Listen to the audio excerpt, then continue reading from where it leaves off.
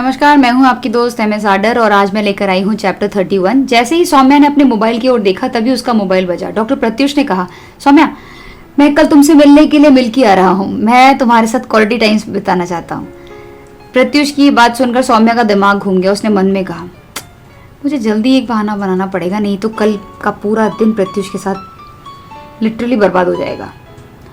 और तभी सौम्या ने एक गहरी सांस लेकर कहा, वो एक्चुअली मैं ना कल मुझे और कैथरीन को राहुल की बर्थडे पार्टी के पिकनिक पर जाना है, तो इसीलिए ना हम लोग कल नहीं मिल सकते हैं। आप टेंशन मत लो, हम जल्दी मिलेंगे, ओके। ये सुनकर डॉक्टर प्रत्युष को बुरा लगा। उसने तुरंत पूछा, अब हम कब मिलेंगे? सौम्या ने धीरे से कहा, इस मेडिकल कैंप टूर के 1 हफ्ते बीत चुके हैं और अब सिर्फ 10 दिन बाकी हैं। इसके बाद मैं वापस आ रही हूँ, फिर हम दोनों हमेशा की तरह रोज अस्पताल में एक साथ मिलकर मरीजों का इलाज करेंगे। सिंपल। डॉक्टर प्रत्युष ने कहा, तुम काम के अलावा कभी भी मुझसे कोई और बात नहीं करती? क्या तुम मुझसे प्यार नहीं करती?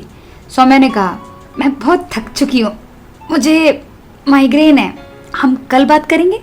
प्रत्युष ने कहा, मैं बस यही इंतज़ार कर रहा हूँ कि कब तुम मुझे कॉल करोगी, लेकिन तुम मुझे कभी कॉल नहीं करती। हमेशा मुझे ही तुम्हें कॉल करना पड़ता है। मैं 6 फीट लंबा, गोरा, मेरी आंखें काली स्याही की तरह हैं, मैं हैंडसम हूँ, अनगिनत लड़कियाँ मुझ पर मरती हैं, मगर सौम्या, तुमने मुझे कभी भी नज़र भर कर नहीं देखा। तुम्हारी एक नज़र के लिए मैं स्कूल टाइम से तरस रहा हूँ। इसके बाद डॉक्टर प्रत्युष ने ना चाहते हुए भी कॉल कट कर दिया। सौम्या ने तुरंत कैथरीन को कॉल किया। सौम्या ने कहा, कैथरीन, हम कल राहुल की बर्थडे पार्टी मतलब पिकनिक में हमें जाना पड़ेगा, प्लीज़ यार। कैथरीन ने उबासी लेते हुए पूछा, हाँ मगर क्यों? सौम्या ने कहा, क्योंकि डॉक्टर प्रत्युष कल यहाँ आ सकते हैं। कैथरीन ने कहा, फिर तो कल पिकनिक जाना ही ठीक रहेगा। मुझे भी कल मेडिकल कैंप में नहीं रुकना, क्योंकि अगर मैं यहाँ रुकूंगी तो फिर पूरे परिवार और पूरा वो क्या है, उस पागल वो डॉक्टर जो है ना, वो पूरा रविवार मेरा ना, वो हमारे प्यारे चिपकू डॉक्टर आयुष जो कि शुरू से मेरे पीछे पड़े हैं, वो मुझे तंग करेंगे। इसीलिए अच्छा रहेगा कि हम कल पिकनिक जाएं। मगर वहाँ पर मेजर हिमांग, मेजर राहुल भी हमें बोर करने लगेंगे। कहाँ फंस गए हम लोग, इधर खाई उधर कुआं। सौम्या ने इरिटेट होते हुए कहा, बड़ी मुश्किल है, इधर खाई उधर कुआं, मगर खाई में गिरे तो डेफिनेटली मरेंगे और अगर कुएं में गिरे तो बचने की ना चांसेस हैं। कैथरीन ने हंसते हुए कहा, ये बात तो सही है, हमें सोना चाहिए क्योंकि कल समय से तैयार होकर पिकनिक पर जाना होगा। मैं तो आपके साथ एंजॉय करूंगी। Good night. सौम्या ने आंखें बंद करते हुए कहा, कितनी बार कहा है कि तुम कहा करो, आप नहीं। Good night Catherine. अगले दिन सुबह के वक्त बेस कैंप के बाहर डिफेंस कार में बैठते ही हिमांग जोश से भर गया था। उसने राहुल और रेवन को खुश होकर देखा। रेवन ने बहुत सारा खाने का सामान कार की डिक्की में ठीक से रख दिया था। रेवन ने कहा, हिमांग और राहुल सर, मैं मेन रोड पर गाड़ी साइड में खड़ी कर देता हूँ, इसके बाद मैं वापस लौट जाऊँगा, ज़रूरी काम है। हिमांग और राहुल ने हाँ में सिर हिला दिया। वहीं सौम्या ने सिस्टर रीमा को हिदायत देते हुए कहा, रीमा, यहाँ ध्यान रखना, कोई खास बात हो तो आप कॉल कर लेना, हम लोग थोड़ा बाहर जा रहे हैं, ज़रूरी काम है। फिर सही समय पर राहुल और हिमांग मेन रोड के पास पहुंचे। वहाँ सौम्या और कैथरीन भी खाने का काफ़ी सारा सामान लेकर खड़े थे। सौम्या और कैथरीन, तुम लोग ये मुझे दे दो और मैं सारा खाना डिक्की में रख देता हूँ। राहुल ने ऐसा कहकर सारा सामान रख दिया। ये इतना, हिमांग कुछ कहना चाहता था पर फिर बीच में ही रुक गया। रेवन वहाँ से थोड़ी दूर पहले उतरकर बेस कैंप वापस जा चुका था, इसीलिए अब राहुल ने कार की कमान संभाल ली और को ड्राइवर सीट पर हिमांग ऐसे बैठा था कि उसके एक्सप्रेशन का कुछ पता नहीं चल रहा था। पीछे की पैसेंजर सीट पर सौम्या और कैथरीन बड़े ही आराम से बैठे थे। सौम्या और कैथरीन ने एक साथ पूछा, बाकी सब लोग कहाँ हैं?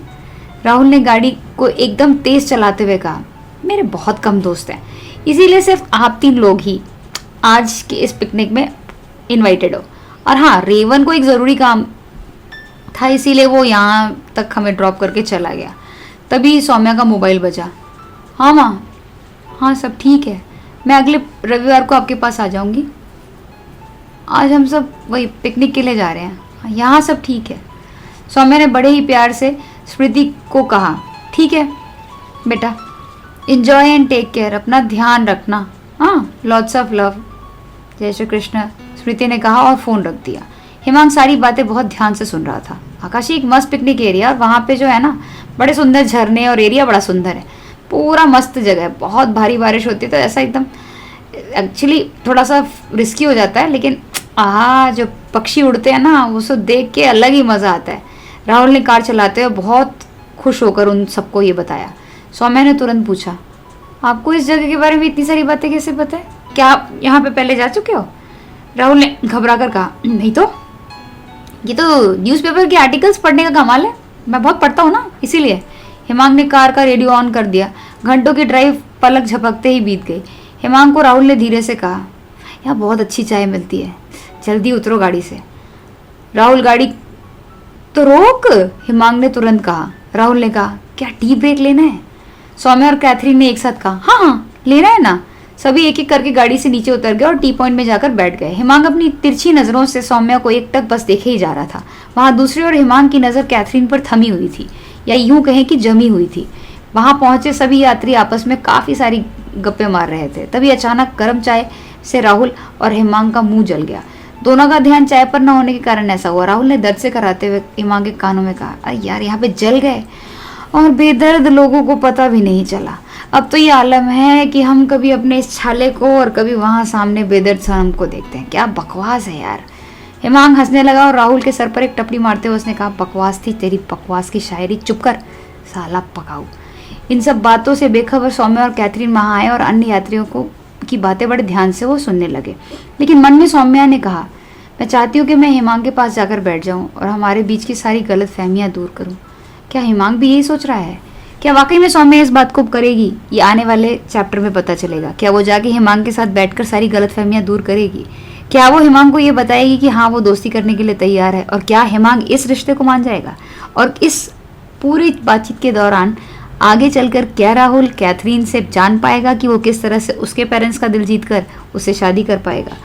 आगे क्या होने वाला है पिकनिक में? क्या ये नॉर्मल पिकनिक होगी या फिर यहाँ पर कुछ छुपे हुए हैं बहुत खतरनाक चीज़ें, बातें जो आने वाले चैप्टर्स में जिनके राज खुलेंगे।